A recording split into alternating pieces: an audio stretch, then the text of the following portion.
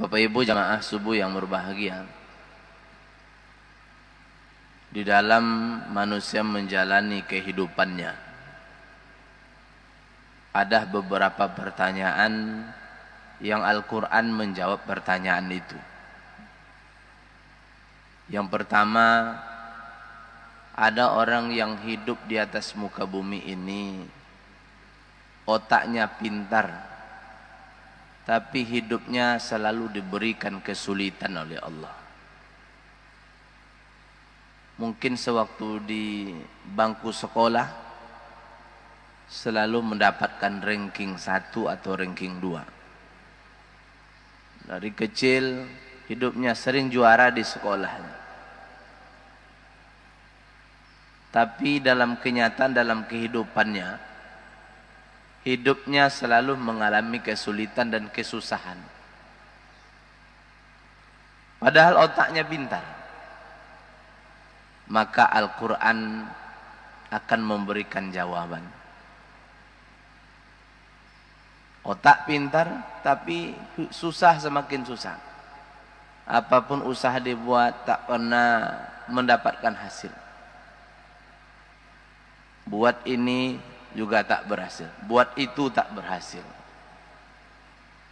Ternyata Al-Quran menjawab dalam surah Al-Ahqaf ayat 15. Wa wasainal insana biwalidayhi hamalathu ummu wahnan ala wahni wa fisaluhu fi amain. Ternyata ayat ini memerintahkan kita untuk berbuat baik kepada orang tua kita. Allah perintahkan kita berbuat baik kepada orang tua kita yang telah pernah mengandung kita, menyapi kita, menyusukan kita. Inilah urat malang pangkal celaka. Kenapa orang-orang yang hidupnya pintar tapi hidupnya susah? Ternyata jawaban Allah itu dalam hadis Nabi, ridallah wa fi ridal walidain. Karena dia selalu mendapatkan murka Allah. Allah suruh perintah berbuat baik, dia tak berbuat baik dengan orang tuanya. Bapak Ibu jamaah yang Allah muliakan, kalau kita mau merenungkan kebaikan orang tua kita hari ini, mungkin tak pernah kita bisa membalas kebaikannya.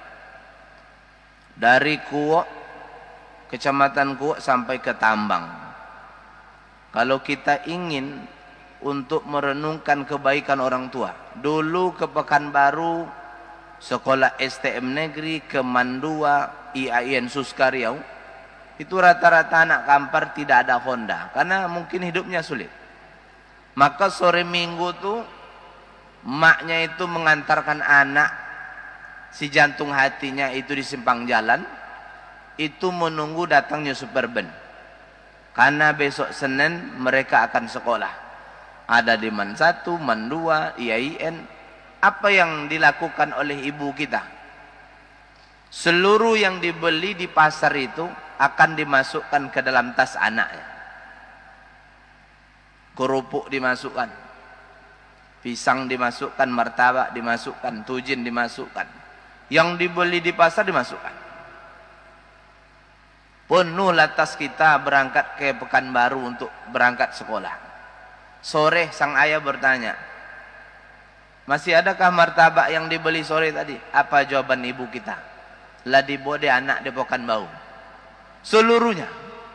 Ayah itu sampai-sampai tak makan kue, tak makan tujin, tak makan salak, tak makan limau. Karena sang ibu itu sayang dengan anaknya, supaya anaknya nanti tak lapar ketika menuntut ilmu di Pekanbaru. Inilah sebagai jawabannya. Kenapa ada orang yang hidupnya disusahkan oleh Allah? Karena Allah itu murka. Kenapa Allah murka? Karena anak tidak berbuat baik kepada orang tuanya. Bapak Ibu yang Allah muliakan, maka ini jawaban pertama. Kalau mungkin kita merasa ini dibuat juga tak berhasil, ini dibuat tak berhasil. Di Pekanbaru datanglah seorang bapak mengadu ke Ustadz MDI Kota Pekanbaru untuk menyatakan persoalan yang beliau alami. tak ada hujan, tak ada panas.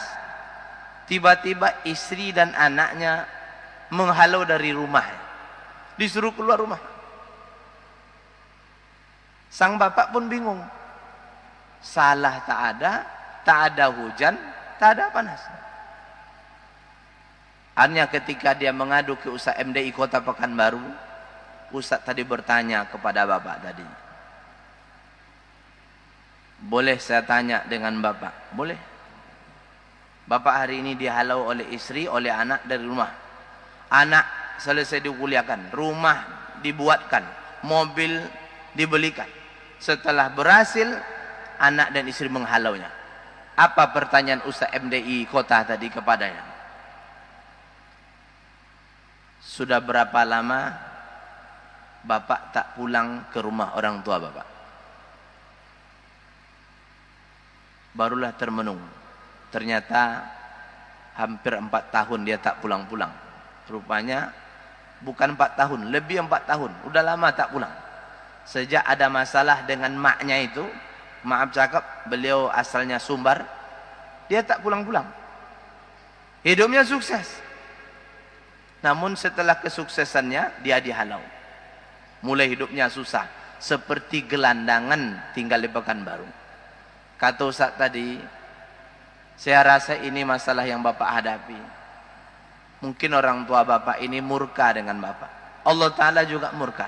Hari ini bapak pulang ke kampung, temui orang tua, minta maaf kepada. Akhirnya dia pulang ke Sumatera Barat. Sampai di Sumatera Barat, ternyata sang ibu sudah lama meninggal dunia. Sudah lama rupanya ibunya meninggal dunia. Bapak Ibu jamaah, apa yang beliau lakukan? Beliau ziarah kubur hampir setiap hari. Itu di Sumbar, setiap hari ziarah kubur. Mak sudah meninggal. Istri juga tidak nelpon, anak juga tidak menelpon untuk suruh pulang. Maka sampai di Sumbar, tiap hari dia ziarah. Ziarah yang ke-40, dia ziarah kubur ke kuburan maknya. Hari yang ke-40 ditelepon oleh istri dan anaknya, "Bang, ayah pulanglah kembali ke Pekanbaru."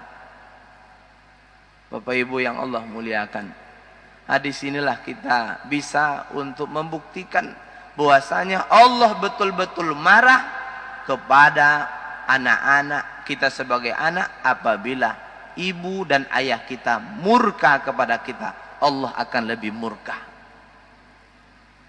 40 hari berturut-turut ziarah kubur, barulah mungkin ibunya redo pulang. Maka hari ini banyak kadang-kadang anak yang hidupnya sukses, tapi diazabnya ibu dan ayahnya dengan kerinduan. Diazabnya dengan kerinduan.